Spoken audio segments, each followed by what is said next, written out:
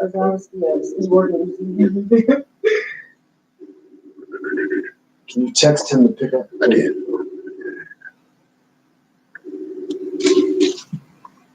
So, So we probably want to get like he started, so we're not going into it. all right. Okay. So we're gonna go ahead and get you started. Cool. And then we're gonna integrate this. Copy. With your Yes, sir. Right? All right. No, I did not. And if he doesn't answer, what do you want to do? I'll just keep going. Okay. All right. And if you wanted to put the call up.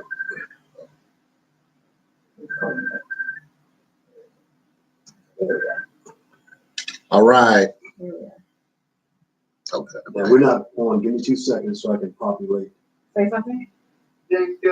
Gotcha. Gotcha. All right. Check. So we're starting it up. We're muting all of our phones. I have fun on it. Come back. All right. We can get it out of here now. We'll have to go so we can get to it.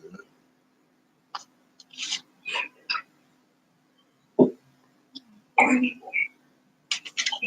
so I'm Check. going to mute you until it's your portion of the interview. Okay. All right, we're live. Here's my phone. Go, sir. All right. Good afternoon, everybody. Hakia me here. Good evening. Holla at the Success Scholar. You know what time it is. I am on live here at eLife Media Studio. Today, launching beginning back in Black History Month, of course. It's a beautiful day. It's good to be back here at eLife Studios, and studio is better than ever before. And I'm not going to be long, but I must be strong. A lot of good things coming up, but I'm going to save all the intros for later. But if you don't know me, you can go to my website, successscholar.haki.com. Of course, follow me on Instagram, Success Scholar on Instagram, as well as Success Scholar 1. That's number 1 because I'm the one and only Success Scholar. I'm not a Success Scholar. I'm the Success Scholar. So I have the pleasure to have a wonderful, wonderful brother here. I told him, a lot of stuff been going on. I interviewed him several months ago, and, a lot of things have changed. And so I wanted to have this discussion about Black political, economic empowerment and business and political empowerment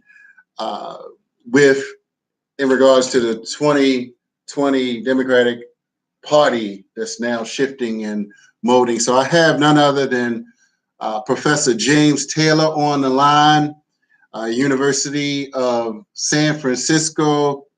And, I've seen you do a lot of great things. Let me just give you a greetings and welcome you. Thank you for coming back and joining me here. All right. So, so a lot of things have been going on. I mean, it seems like, Black Democratic presidential candidates seem to be kind of having this benign neglect type of thing towards regular Black people, if you will. But it's just interesting. And I want to start with, I know we have just a few minutes with you today, but it seems like a lot of Democrats are getting in this race. Well, let me just open with what do you think is why are everybody just jumping on board? You mean in terms of the Democratic nomination, or Yeah, in terms of the nominations right now? We seem to have Well, I think because Donald Trump has opened the spectrum and the range of ideological possibility in American politics. Right. He's gone so far right in terms of vulgar racial politics. Mm-hmm. It has actually made the liberal left able to come out of the closet and be open again. And I think that's what you saw in the campaigns of Gillum in Florida, Mm-hmm. and State Abrams in Georgia, and even to some extent Beto O'Rourke in Texas, and Right. all over the place.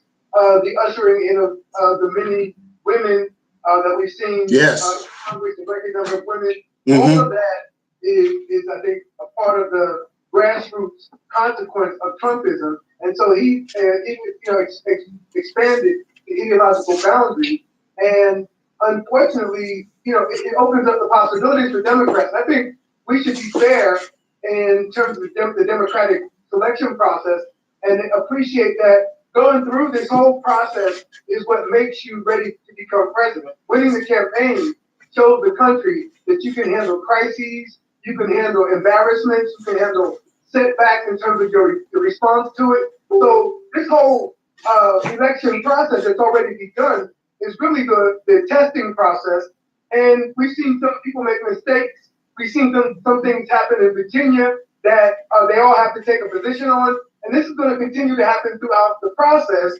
And so I think in the spirit of that fairness, just like Donald Trump and Bernie Sanders had no real possibility in 2015 or 2016 early of becoming president or being serious nominees, both unconventional and out of the main candidacy did very well, and Trump got lucky. So I think you can not dismiss someone like Kirsten Gillibrand or Julie Goodbar, if that's how you say her name properly. And but in terms of African American politics, there's something really problematic about the way in which Cory Booker and Kamala Harris have what some people call dry snitching is when people just voluntarily tell the police when the police ain't asking no questions.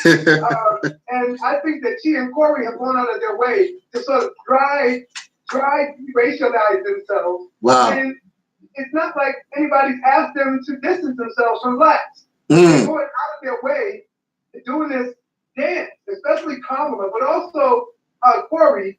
And they don't seem to understand that when Jesse Jackson ran for president, black people got behind him. And even though people, mock Jesse Jackson now because he scandalized himself later, but in 1983, 84, 85, 86, 87, 88, 89, Jesse Jackson ran campaigns largely based on the foundation of the black community, the church, the fraternities and sororities, civil rights organizations in generation. And that was the foundation of whatever Jesse Jackson did. Whatever Obama did, blacks had to be solidly behind him, and people fail to remember it took blacks a minute to get behind Obama after it appeared that he would win, I think 9 to 11 contests in a row in the Democratic primary, including Mississippi, when he won the Mississippi caucus. That's when black folk got all behind Obama and was like, whoa, this brother can win. But it took some time. And I think that, that whole, sort of process is sort of where we've gone in terms of in presidential policy. So I think you have to give people a fair chance and see what happens and assume that when they're done, the best candidate to oppose Donald Trump will emerge. Right. Well, it seems like early that Kamala Harris, as she jumped out there, it seemed like many have already christened or crowned her the winner of this primary. Does it seem like that to you? I think the media has a habit of choosing their darling early, and they were even trying to get behind the show.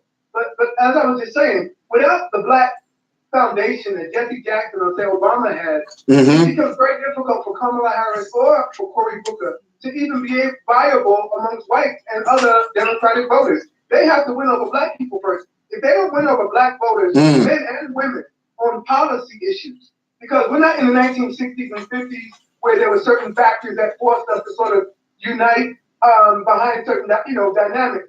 I think now people would not vote for them, primarily because they're black. And I think they have to understand that after Obama, there may have been this effect where there's an Obama exhaustion effect on black people in terms of their hope and possibilities and getting all excited behind a black candidacy in the name of black, historical social movement traditions and the black community foundations. These people who are emerging since Obama or with Obama. There's a number of books by Black political scientists that talk about the deracialization strategy of Black political figures in white electoral districts. If you're in a Black district, you can be militant. But in an electoral district like, say, San Francisco, where London Free is, he can't be, pro-Black. He's got to work, her Black agenda through the rear or side door. And at the national level of politics, right, have that reality. Even though they may choose Kamala Harris early, she has to win the process, and that's why when she launched here in Oakland, where I live, in media interview I gave here, I said the thing that I noticed she didn't talk about was winning the primary process. She didn't talk about winning the contest that needs to be won. I think any of the Democrats talking about Donald Trump are making a big mistake. Wow. They need to talk about Joe Biden and about the Democratic establishment, about the Democratic selection process, and about votes and winning in key states, and not doing the dumb Rudy Giuliani strategy, which was assumed that because he was known nationally that would be enough and charisma would be enough. Charisma is not enough. Barack Obama had a ground game that beat Hillary and that beat the Republicans that he beat. And I think that's what Kamala Harris should be talking about. She's moving her headquarters to Baltimore. And I don't see the connection to Baltimore. It's just close to DC, and the airport, they say, is convenient for her. But again, the ground game is what Kamala Harris didn't talk about, and that lets me know that she is not getting good advice, because to me, she shouldn't have mentioned Donald Trump at all. She should have talked about winning the democratic process, and that's where Black people matter most, is in the democratic contest. There might be unity. I mean, there might be some unity behind support for either Cory Booker or Kamala Harris, or both among Black voters, Democratic voters. It's not that we won't be in pictures and cameras and at Howard and on campaign trails excited about them. It's just that the enthusiasm gap in terms of Black participation may be low. It was high in 08, it was high in 12. We set records in 08 and in 12. In 16, it declined. And it's largely because, it declined. And that's a question. And then it reasserts again in 2018 for a midterm campaign. But it would have to mobilize Black people. And again, when you're talking about the blackface controversy, and Cory Booker's response is that Black people should put themselves in white people's shoes, he just lost a whole bunch of Black votes for good. You can't remember that. And Kamala, with now sort of being caricatured on social media, with having, miscalculated her claim to smoking weed, on the Power radio show, right? And then the dates of when she was in college and everything. Now she done got herself all tripped up in her trying to be keeping it real. Now people doing the math and saying, "Wait a minute, you was Attorney General at that time." So she's having to give account. But it's these kind of mistakes, right? These kind of experiences, these blow-ups, these unexpected things that happen that are part of, if any of you ever pledged, I never have, but they put you through the pledging process. It's that process that makes you ready for the big show. And whoever comes out of, say, the 15 Democrats that emerge, more power to them, so they can choose Kamala early. But if Black people tripped up Hillary Clinton, they caught her on the campaign trail. They did it to Bernie too in the Black Lives Matter movement over the law and order question. And like I said, Black people were number 1 and number 2 for Hillary in 16. They were 1 and 2 for Jones down in Alabama. They were 1 and 2 in Georgia. They were 1 and 2 in Florida for the Black candidates. But if you break those votes down in those places and in Texas, you'll see that there was a gap between Black male and women, Black male and female, both turnout and support for the 4 cases that I mentioned. In Hillary's case, Blacks were number 1 and number 2. But we gave her like 88% support, not 93% support that she would have needed to win. And that's what I think is going to happen to Kamala, is that black folk will be behind her and for Corey, whoever of the two of them is still standing. But the problem is, so many black people have already discerned that they cannot reconcile Kamala Harris's record, or even Cory Booker's in Newark, New Jersey, where he was largely identified as a centrist and neoliberal downtown corporatist, elite who's attached to Wall Street, and even in the Senate, he's made some controversial, relationships. Yes, I think what was it?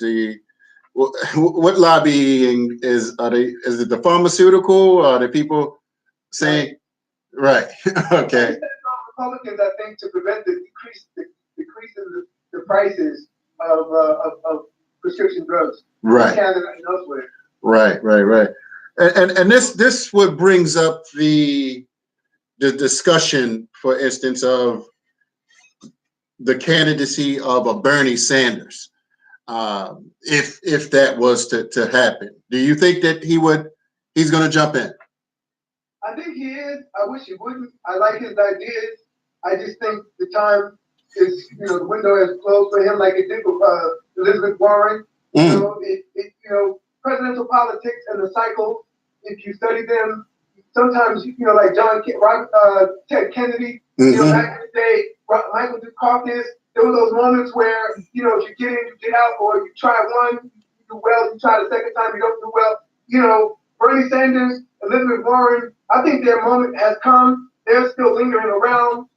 They may want to play king or queen maker and try to get their issues on the table. And that's the other thing I think that is good for the Democrats, having a wide stable of candidates, is a lot of different issues get voiced and brought out in debate and brought out in candidate interviews and public events.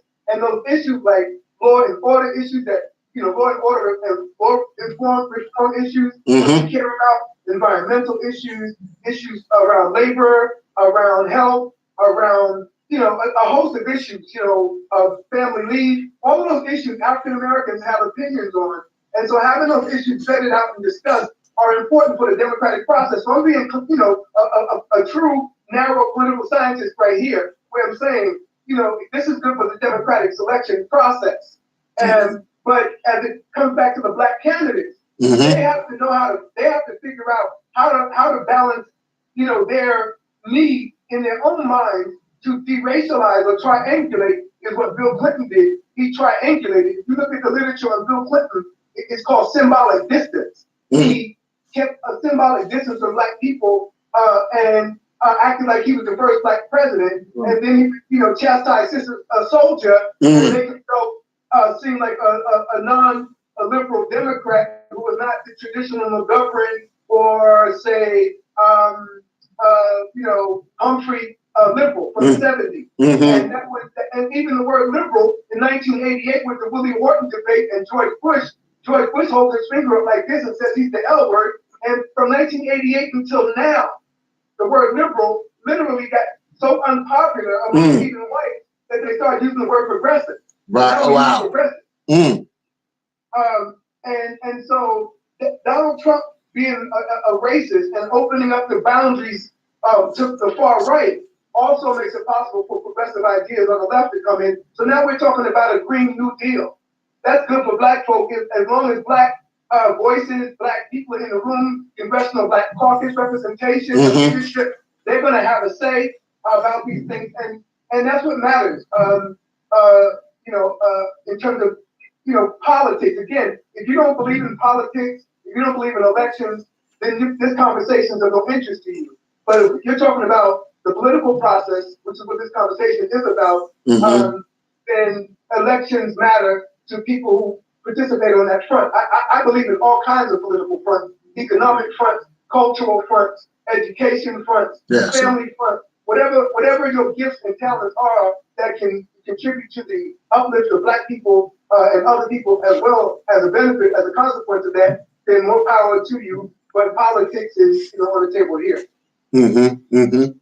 Right. Somebody in the chat room mentioned, I don't believe he announced, but is the CEO of Starbucks, did he open up with an independent party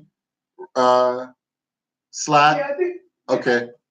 I think he's trying to, Schultz is trying to Schultz, see if right. he can garner up a grassroots campaign like Bernie Sanders or Mm-hmm. like let's say Rand Paul, a Ron Paul, Right. or someone like a Ross Perot, Mm-hmm. Mm-hmm. and maybe even a Pat Buchanan type thing. And it's mainly because he was reacting to the threat by Alexandria Ocasio-Cortez and some of the other New Democrats Mm-hmm. to go after like Ilhan Omar, and you see what's happening to her. Yes, right. All she did was retweet the tweet of Jewish critic of what's his name, Greenwald, who is famously critical of Israel and everywhere else. But because she retweeted his tweet, Nancy Pelosi and the Democrats made demands that she recount. They're going after her, because she aligned herself up politically, along these lines as well. But Schultz is someone who I think is trying to garner an independent campaign and see if he can impact the political process. And but he was mainly reacting to the threat from these young Democrats who said they were going after the rich with a 70 to 90% tax charge, and that's what he said stirred him, is that he thought these were ridiculous tax policies, and so he's really going to be more of a. So far, he's been more critical of the Democrats, as has Mayor Bloomberg of New York, than they've been of Donald Trump. Although they've criticized him a little bit, Schultz has not. And I think I'm going against the grain. Everyone else, when Schultz said he might run, was saying that Schultz would hurt the Democrats. If Schultz was a consumer advocate, left-wing radical, right. Like Ralph Nader, then I think he hurt the Democrats. But if you study presidential politics, going back to 1982, the Ross Perot one, who did Ross Perot hurt when Ross Perot ran? Who did Ross Perot hurt? Who was the president? George Bush. Right. He was the incumbent Republican. And Bill Clinton came out of nowhere from Arkansas, and Ross Perot helped who? He didn't hurt the Democrats. The billionaire appealed to Republicans. Wow. And hurt the incumbent Republican, George Bush. So, and then I see that happen again with Donald Trump. Donald Trump basically took over the Republican Party and bashed up all the Republican heir apparents like Jeb Bush. So the Republicans are the party that's more susceptible to billionaire independent campaigns. And nobody else is going to tell you that. I'm pointing out that difference.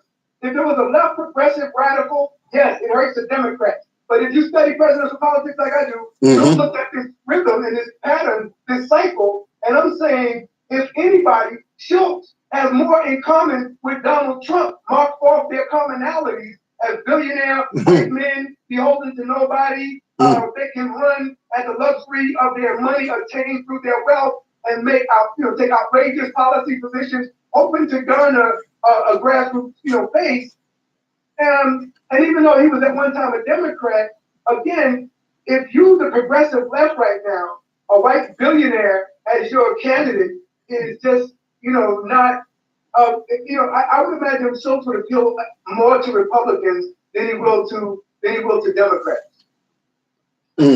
Wow. Yes. Good point. And let's see what else we said. Okay. So look at many people, not to dwell on Kamala Harris, but Cory Booker, for instance, he got asked a question about the Black agenda on the Breakfast Club, and he kind of, I guess, glossed over, if you would describe it like that. My question is, and I've heard this said on several occasions, that a rising tide lift all boats. Is there policy perspectives, or is this more of a local or state related thing that can be directed towards, for instance, Black people? Because we see that there are certain ethnic centered or the LGBT centered or Israel centered policy that benefit particular groups. So why is the question about a Black centered policy such a taboo of sorts, if it is? No, that's a great question. I'm so glad you asked that question.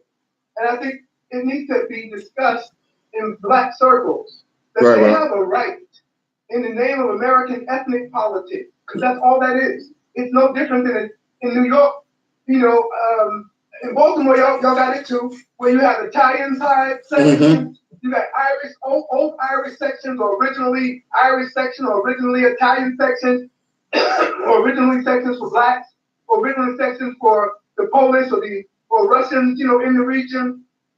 And the politicians go in there and they put on their food stuff, on their clothes, and put on their, their outfits, and eat their food and kiss their babies and go from community to community, smiling and playing politics, making promises, whether they're job appointments or administrative appointments or promises in terms of, more police or, things of that sort. That's just local, urban, street level ethnic politics. So that's where I'm saying Corey and Kamala are failing at.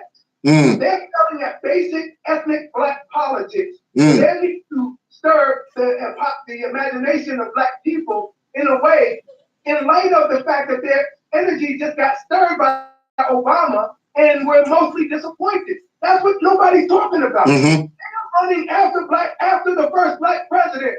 So the second Black person who wants to be a serious consideration for Black folks have to measure themselves against how that Black president is measured by Black people. And next time around, we're going to say, well, we got all invested in Obama. Can we get invested in Kamala when she's talking about a law and order in a whimsical way, mocking Black mothers and talking about the groups that want more schools and not prisons, as if that's wrong, and then pretending that she was getting high when she wasn't and playing these other games. That's failing at ethnic politics. They're simply appealing to whites in Black circles, talking to Black media with Black audiences, and it's just stupid ethnic politics. They would smart politically, strategically. They would talk Black to Black circles, and then they would de-racialize themselves where they have to. The problem now that they have, that politicians of a generation or two did not have, is we got cell phones everywhere. So if they want to talk and act Black in Black circles now, we can put it on Twitter for everybody to see, and then everybody gets to say, who are you, Kamala? Whereas before, even with Hillary, she could be over here, talking about, I don't feel no way tired. I'm not far from where I started from. That might have made it on the Channel 2 News here or there, but it didn't loop like now. And Kamala dancing to Cardi B, Black folks see that as pandering. Corey, talking about, a Black, like even Kamala this week was asked about a Black agenda, and she said the Black agenda needs to be the American agenda. Right. What her ethnicity was 3 days ago, and she said it was American. And now she was on Power, and she said that she was born Black, going to die Black, all in the same 5 days. This is just bad in terms of getting enthusiasm behind you. Right. So if anything, she and he are suppressing. That's all I'm saying. If anybody's misunderstanding me, I'm saying they are suppressing their Black vote support and enthusiasm by not playing good ethnic Black politics to Black people. And then if they have to, Black people are savvy enough politically. More savvy than most groups in this country. Because we've been doing this longer than most groups in this country. Most white groups in this country. And we even did that with Obama. We let Obama talk in certain ways in certain circles and other ways in other circles, even though he was still criticized. We understood and we were savvy enough to know that when you talk in white audiences and circles, you have to, de-racialize in ways that make them comfortable politically and in terms of donating. So I think they're both making a terrible mistake because if black people don't get behind Kamala Harris or Cory Booker or any other Democrat, their campaigns are stillborn. And right now, both of their campaigns are already in trouble. Wow. That's really set them out for. I appreciate you laying this out. I know we got like 5 more minutes. Anything else you would like to add?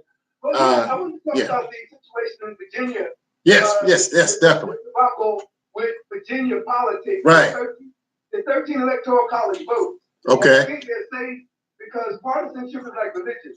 People will forgive you for your sins in the name of your political party. That is like political science 101. Is that party identification is as powerful as religion in America. And if the state is blue, it's not going to turn red overnight. It took a long time since '64 and through Bill Clinton to finally turn blue. So it's blue. It stayed blue with Obama. The fact that you have all these Democrats in position 1, 2, and 3, they ushered it all in 17 on a blue wave. There was a lot going on in Virginia in terms of reform, race reform. It is the place that gave us the first black governor in the 20th century, Governor Wilder. Right. This whole thing that blew up as a black political scientist, because Vanessa Tyson is a political scientist, and she belongs to the organization that I used to be president of. Those of us in political science knew what was going on before it hit the media.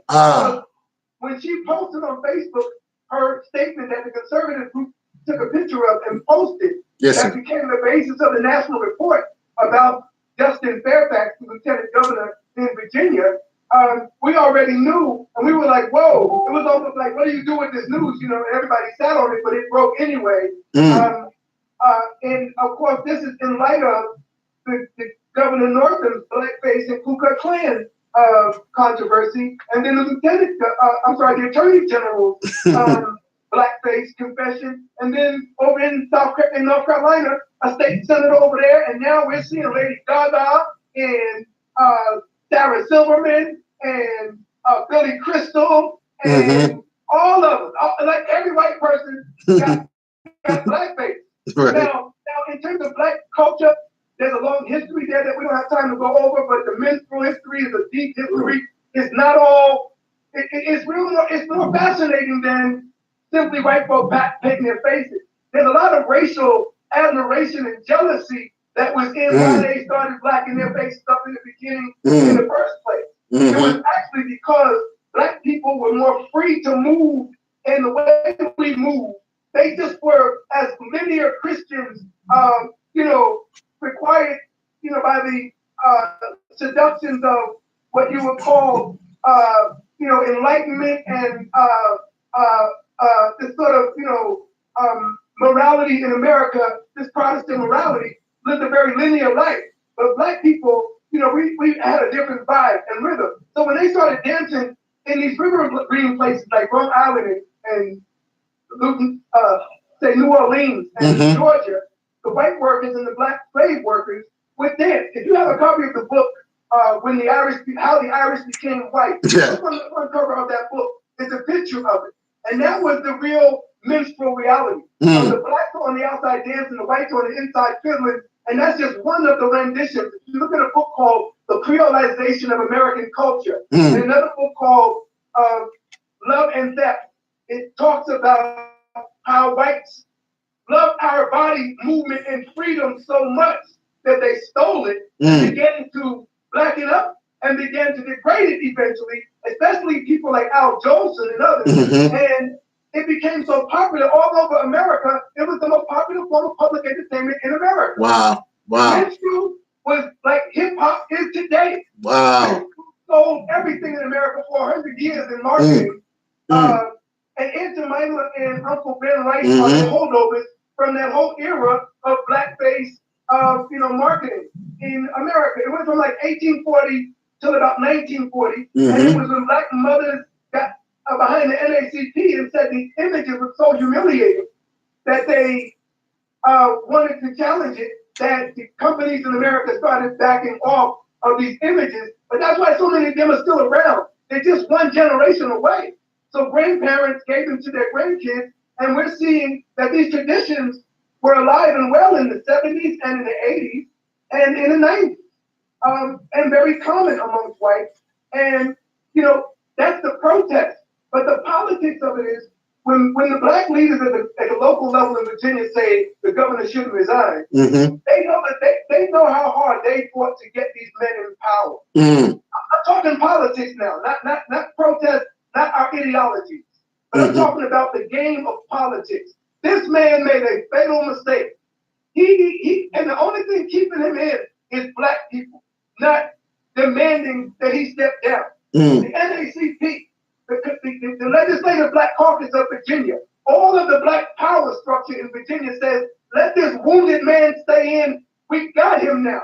That's smart politics. This man is now being asked to give $5 million to each of the black colleges in Virginia. Hampton, that's Norfolk State. Y'all know the other one. Virginia. $5 million each. When we got schools like the college, the women's college recently, that we just had to stay for $8 million. Bennett, right. Bennett, thank you, Bennett. Yes, sir. So I'm sorry, if they're doing this commonly, this is politics. If they're doing this commonly, and we're finding that the 1 and the 3 in power in Virginia are doing this, and if we keep digging, we might find out that the 4, 5, 6, 7, up to 200 in power in Virginia got blackface in their family's closet. Let me tell you, real quickly, I have a colleague who's a professor here in San Francisco, but is from Virginia. She went home at the University of Richmond recently and gave a lecture all day to the students there, and it happened when all this news broke. And all day, nobody there would talk about it. And at the end of the day, one of the professors pulled her aside and told her, because she was the only one to bring it up.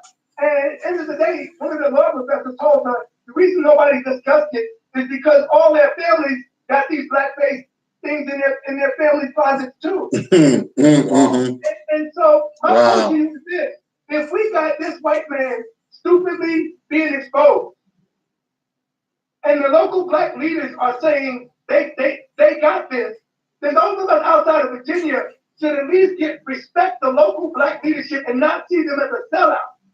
But maybe they are being able to negotiate some things politically now that they never could negotiate before. Because I've seen a short list of things they demanded from him, and unlike Kanye and Jim Brown and all those preachers and who've gone into the White House and the Oval Office who made a spectacle of themselves, none of them have come out with anything that anybody can count or look at. These people in Virginia got this man by the throat, and they are asking him for $5 million for each of the schools. And what if he says I only got 2.5 for each?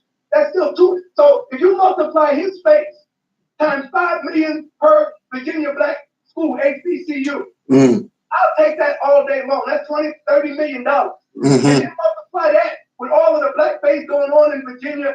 Hell, we'll end up with reparations. That's 2 blackface. Wow.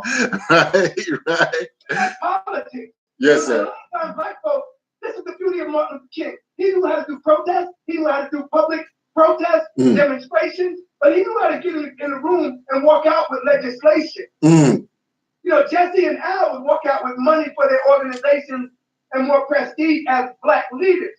But we need leadership that's more about finding ways to spread, you know, institutions and resources into the black community that is eager to help itself. Many young people are energized and want to do for themselves, but we know we need resources and money and things of that sort. So, yes, sir. You know, for me, I'm excited about where we are in terms of black politics, because we're not even a sleeping giant.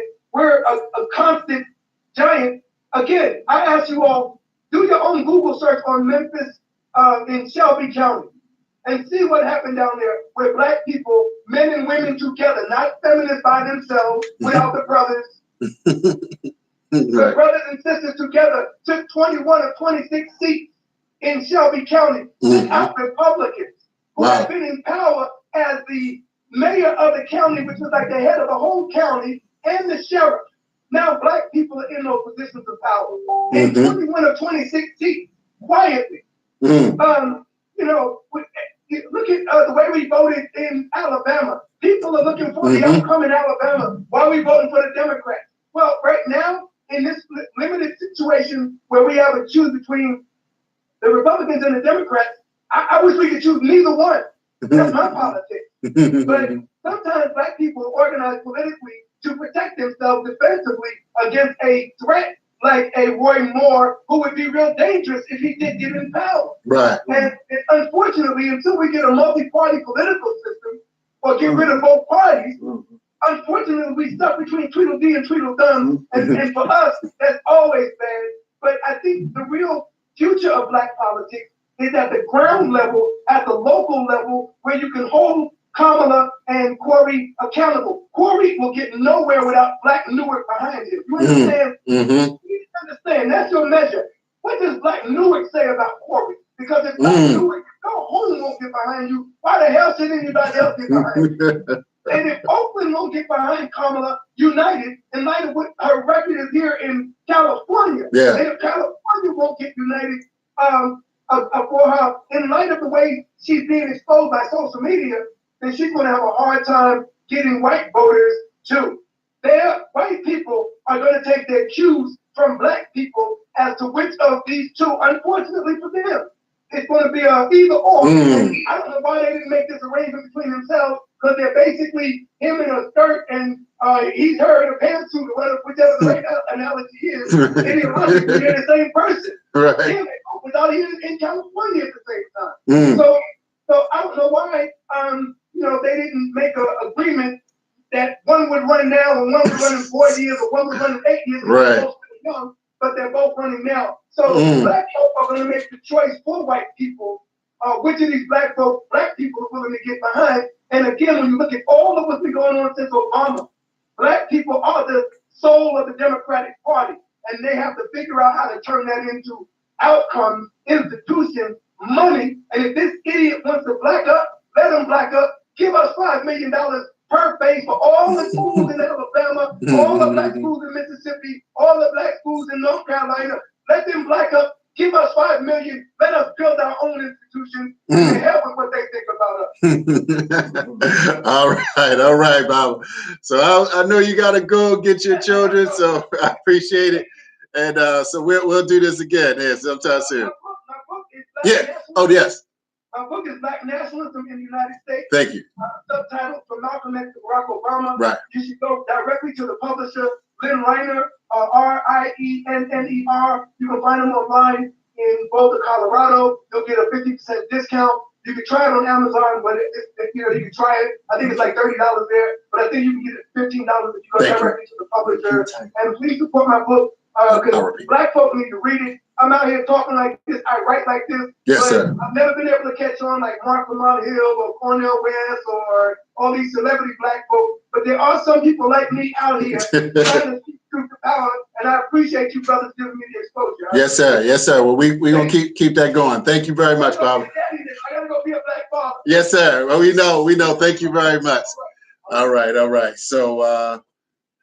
So we are out. So how much more time? We got about 5 more minutes. We got about 5 more. Okay, so we can, if we wanted to, that was Professor James Taylor, his book, Black Nationalism from Malcolm X, Black Nationalism in America, from Malcolm X to Barack Obama. So definitely get that, cop that. He mentioned where from the publisher, but I just want to let everybody know we got a few things coming up. I was just on with Mike Nice, and we're doing a trip to the Hip Hop Museum. I hope we get that picture up there if we can.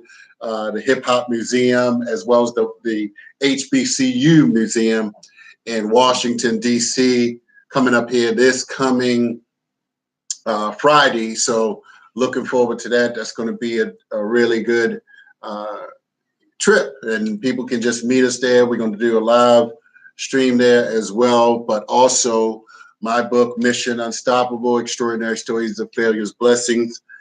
I sent the picture of that. But, and I want to show this video real fast. So, what we got? We got this, the Malcolm X. I'm sorry, no, I'm talking about Malcolm X, but that's the HBCU flyer, if that can pop up. So, Yeah, so we see it right there. So if you all can see that HBCU Museum this coming Friday, we leave in Baltimore at 10 a.m. and it's going to wrap up. We stop at HBCU Museum, and then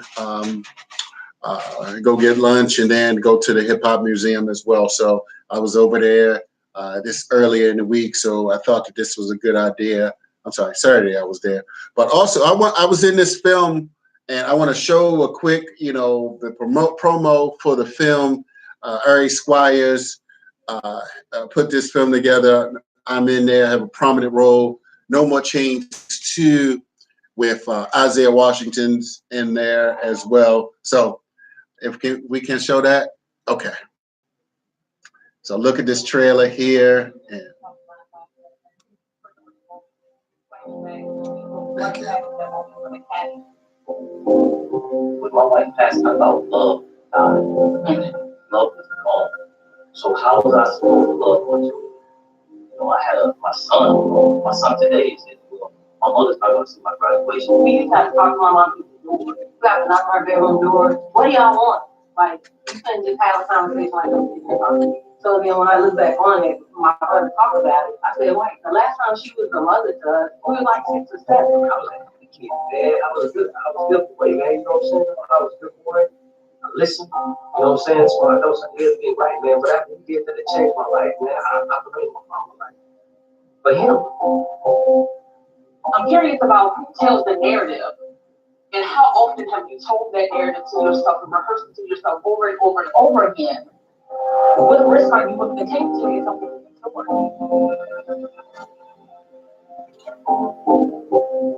Hi, this is Derek Woodhenson, actor, author, and speaker. Welcome to No More Change.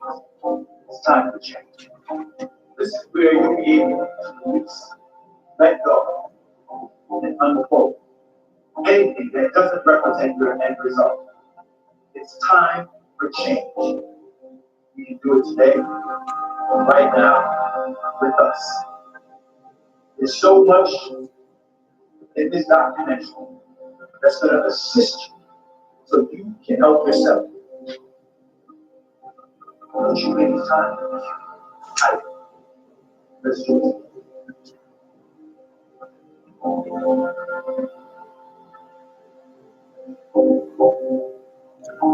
All right. So I'll just close out here. Thank you all, brothers and sisters. Thank you. So that's No More Change 2. So we did a screening for that in Fredericksburg, Virginia, as well as Arkansas. I didn't go there, but and it'll be in DC and I believe Chicago, but definitely in DC soon. So definitely looking forward to that. I'll find a date for that real soon. But hopefully look it up. No More Change 2. So that's all I have. Just stay tuned in. Next week, we're going to have Brother Stephen Belcher in live with me, speaking on a silent killer. So he came on before with me, so I'm just looking forward to that. So I just say stay tuned in, eLife Media, to all the wonderful shows, to thank the brother that came on before me and many of the great hosts of eLife Media at 9185 Central Avenue in Capitol Heights, Maryland. Come on down to Everlasting Life Vegan Restaurant. Get yourself some good food. And as always, stay connected. Holla at the Success Scholar. I'm out.